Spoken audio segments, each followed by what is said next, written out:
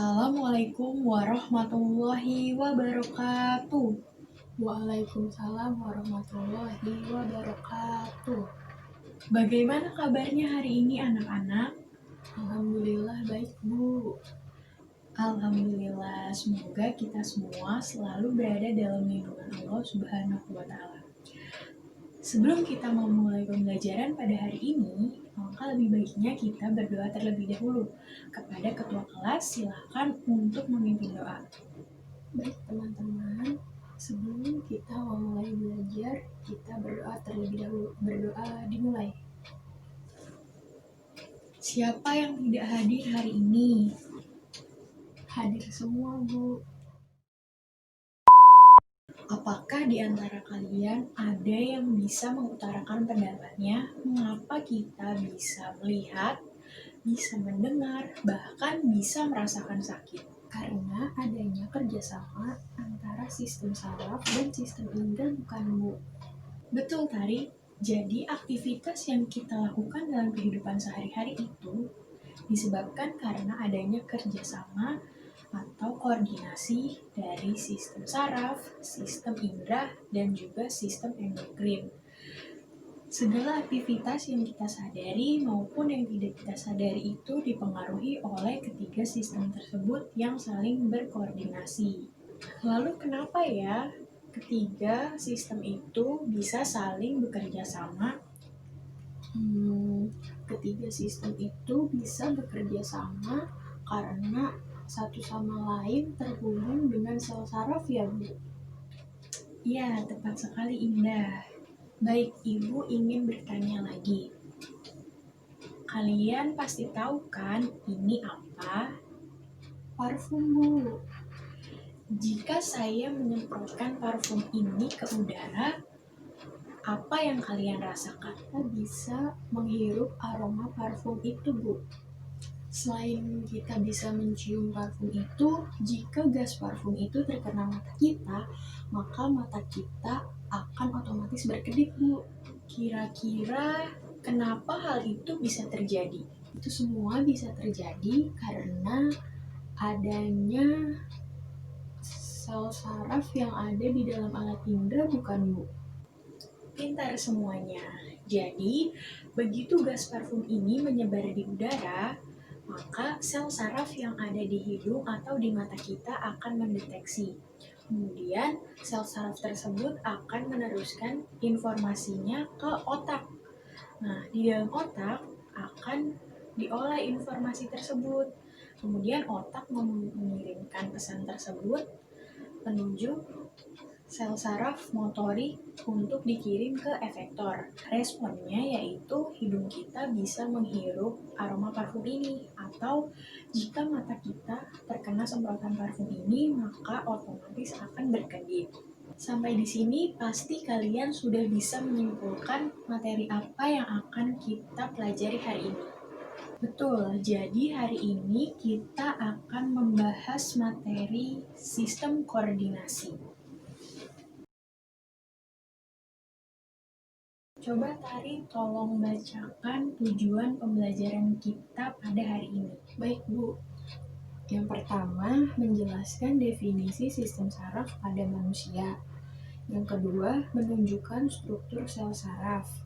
Lalu yang ketiga, memberikan contoh gerak refleks dan gerak sadar. Yang keempat, menganalisis berbagai kelenjar hormon yang dihasilkan oleh kelenjar endokrin, Bu. Baik, terima kasih Tari sudah membacakan tujuan pembelajaran kita pada hari ini. Apakah ada yang tahu manfaat yang bisa kita dapat setelah kita mempelajari materi ini dalam kehidupan sehari-hari? Manfaatnya adalah kita lebih bisa mensyukuri nikmat yang telah Allah berikan, ya, Bu. Sehingga kita harus senantiasa merawat tubuh kita.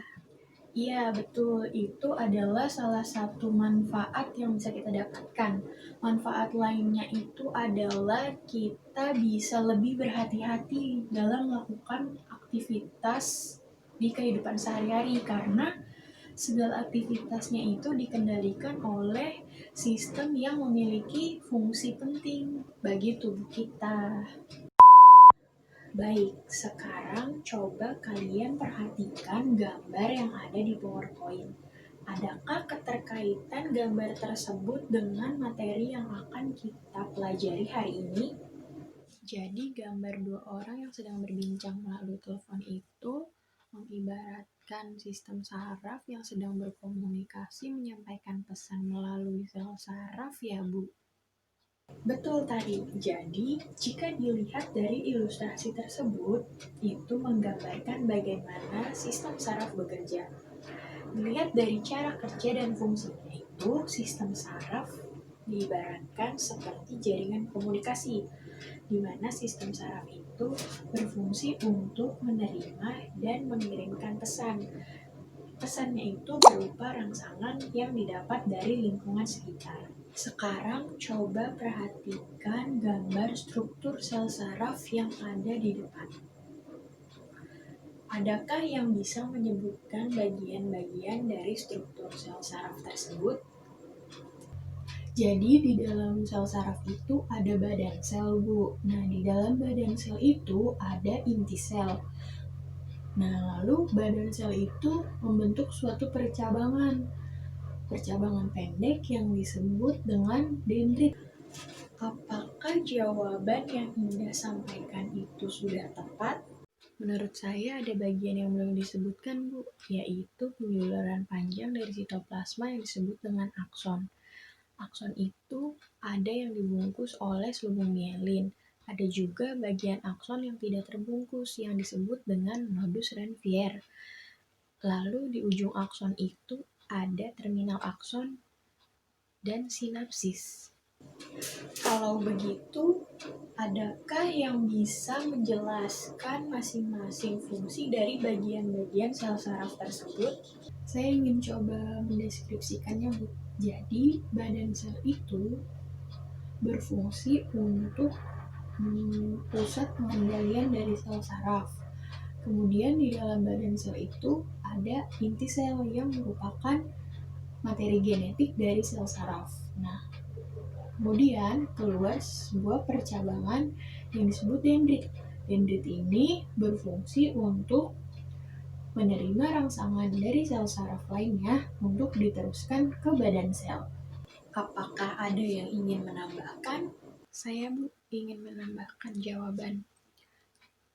Jadi, ada selubung mielin yang disusun atas substansi lemak yaitu sel Schwann yang fungsinya untuk mempercepat jalannya impuls di sepanjang akson. Ada juga bagian lain yang tidak terbungkus oleh selubung mielin yang disebut dengan nodus Ranvier. Kemudian, terminal akson fungsinya itu adalah untuk meneruskan sinyal dari sel saraf satu ke sel saraf yang lainnya. Pintar semuanya, berarti sudah pada paham ya? Baik anak-anak, supaya kalian lebih memahami materi hari ini, kalian bisa lakukan diskusi dengan teman sekelompok kalian. Sekarang, buat menjadi 5 kelompok. Apakah sudah terbentuk semua kelompoknya? Selanjutnya, Ibu akan membagikan kartu ini kepada kalian. Nah, kartu ini itu adalah brain card. Nah, brain card ini berisi pertanyaan-pertanyaan yang berkaitan dengan submateri yang akan kita bahas. Nah, jadi nanti kalau teman kalian ada yang punya kartu sama dengan kalian bisa bergabung dengan teman itu. Nah, jadi kan sudah terbentuk nih 2 kelompok. Nah, kelompok yang memiliki kartu sama ini, Ibu namakan dengan kelompok ahli. Lalu kelompok yang kalian bentuk di awal, Ibu namakan kelompok asal. Apakah bisa dipahami? Baik, Ibu akan bagikan kepada kalian.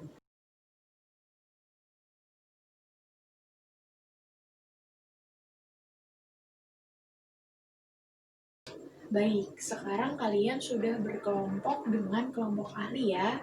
Ibu berikan waktu 20 menit untuk berdiskusi mengenai materi yang berkaitan dengan pertanyaan yang ada pada kartu tersebut. Setelah berdiskusi, kemudian kalian kembali lagi ke kelompok asal. Nanti akan Ibu bagikan lembar kerja untuk kalian diskusikan bersama-sama. Bisa dipahami ya? Oke, sudah 20 menit. Berarti waktunya sudah selesai untuk berdiskusi dengan kelompok ahli. Selanjutnya kalian kembali ke kelompok asal untuk menjawab pertanyaan yang ada di lembar kerja yang nanti akan Ibu bagikan. Ibu berikan waktu 10 menit untuk kalian mengerjakan lembar kerja tersebut. Setelah menyelesaikan lembar kerja tersebut, maka perwakilan dari masing-masing kelompok untuk mempresentasikan hasilnya di depan kelas. Baik, sudah 10 menit. Apakah sudah selesai semua menjawab pertanyaannya? Apakah ada kesulitan? Baik, kalau begitu, masing-masing perwakilan dari kelompok untuk memaparkan hasil diskusinya di depan kelas. Kita mulai dari kelompok 1 dulu ya. Kepada kelompok 1 dipersilakan. Jadi di dalam sistem saraf itu tersusun atas berjuta-juta sel saraf. Terdapat 3 bagian utama pada sel saraf, yaitu badan sel yang merupakan pusat dari sel saraf, di mana di dalam badan sel itu terdapat inti sel yang dikelilingi oleh sitoplasma. Kemudian ada juluran pendek dari sitoplasma yang berbentuk seperti pohon yang bercabang, disebut dengan dendrit. Fungsinya untuk menerima impuls dari sel saraf lain untuk dikirim ke badan sel. Lalu ada juluran panjang dari sitoplasma, yaitu akson. Fungsinya untuk mengirim impuls ke sel saraf lainnya.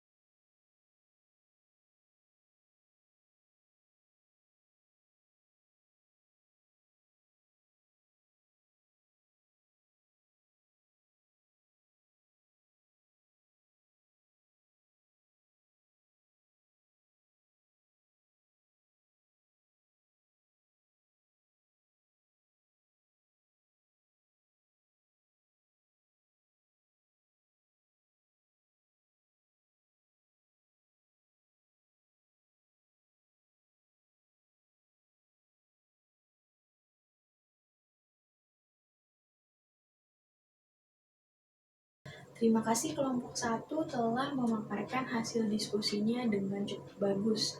Mari kita beri tepuk tangan untuk kelompok 1. Apakah ada teman-teman dari kelompok lain yang ingin menambahkan jawaban dari kelompok 1? Baik, sampai di sini apakah ada yang ingin ditanyakan? Saya ingin bertanya, Bu, kenapa kalau kita minum obat sakit kepala, pusingnya jadi sembuh, tapi malah jadi ngantuk? Kira-kira kenapa ya, Bu? Wah, pertanyaan menarik nih dari Cika. Apakah ada yang bisa membantu saya untuk menjawab pertanyaan Cika? Coba silakan Salma bantu Ibu untuk menjawab pertanyaan. Karena efek samping dari obat ya, Bu? Iya, betul. Karena efek samping dari obat tersebut. Senyawa tersebut mengurangi penjalaran impuls yang ada di sel saraf yang menyebabkan rasa nyeri. Dengan demikian, obat tersebut dapat menghilangkan rasa sakit di kepala kita. Selain di sel saraf pada bagian kepala, ternyata reseptor yang menangkap senyawa obat tersebut juga ada di bagian mata.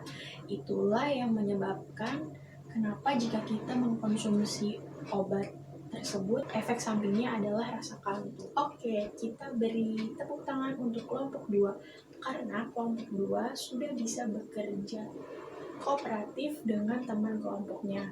Jadi akan Ibu berikan penghargaan untuk kelompok 2.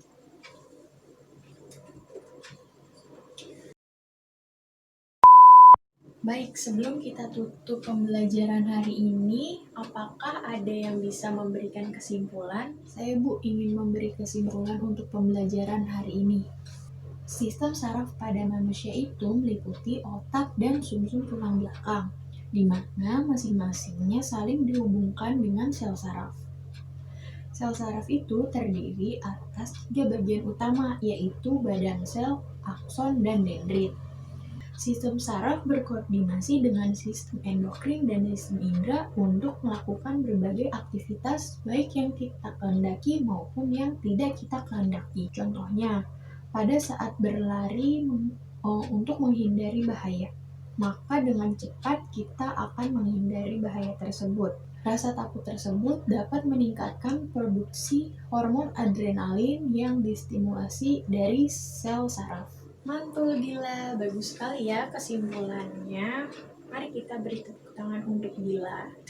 Baik, karena waktu pelajaran kita akan segera berakhir, mari kita cukupkan pembahasan kita pada hari ini dan kita lanjutkan pada pertemuan berikutnya.